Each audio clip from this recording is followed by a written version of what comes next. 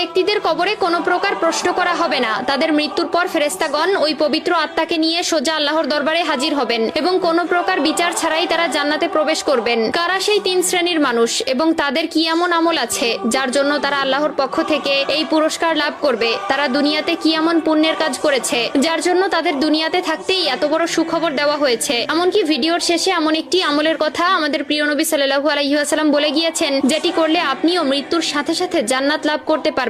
তাই ভিডিওটি না টেনে সম্পূর্ণ দেখবেন। ফেসবুকে তো অনেক সময় নষ্ট করেন, কিন্তু দুনিয়া ও আখিরাতের কল্যাণের জন্য এই ভিডিওটি আপনার অনেক উপকারে আসবে। প্রিয় দর্শক, এই 3 শ্রেণীর ব্যক্তিরা জান্নাতি, এটা সরাসরি হাদিস শরীফেই লেখা আছে। যাদের মৃত্যু হতে দেরি থাকলেও জান্নাত পেতে দেরি হবে না। কারা সেই 3 ধরনের ব্যক্তি বিস্তারিত জানাবো এই ভিডিওর মাধ্যমে। প্রিয় মুসলিম ভাই ও বোনেরা, আলোচনা শুরু করার আগে আমি আপনাদের কাছে একটি প্রশ্ন করতে চাই, তা হলো জান্নাত অর্জনের জন্য রাসূলুল্লাহ সাল্লাল্লাহু আলাইহি ওয়াসাল্লাম যে সকল আমল দেখিয়েছেন সেগুলো আপনি কায়েম করছেন তো? যদি করে থাকেন এবং প্রিয় নবীকে অন্তর থেকে ভালোবেসে থাকেন তাহলে কমেন্টে আলহামদুলিল্লাহ লিখে যাবেন। আর যদি শুরু করবেন ভেবে থাকেন তাহলে ইনশাআল্লাহ লিখে যাবেন। ভিডিওটি শেয়ার করার মাধ্যমে অন্য সকল মুসলিম ভাই বোনদের মাঝে ছড়িয়ে দিন। আপনার একটি মাত্র শেয়ারে এই 3 প্রকার জান্নাতি ব্যক্তিদের সম্পর্কে অন্যরাও জানতে পারবে। প্রতিটি মুসলিম ব্যক্তির স্বপ্ন পরকালে জান্নাত লাভ করা। আমরা প্রতিনিয়ত হাজার আমল করে থাকি, কিন্তু কেমন হবে যদি জান্নাত আপনার জন্য অপেক্ষা করে? আপনি যখনই মৃত্যুবরণ করবেন সাথে সাথে জান্নাতের দিকে অগ্রসর হবেন। শুনে আশ্চর্য হচ্ছেন? হ্যাঁ, এমনই 3 ধরনের ব্যক্তি আছে, যাদের মধ্যে প্রথম কাতারের ব্যক্তিবর্গরা হচ্ছেন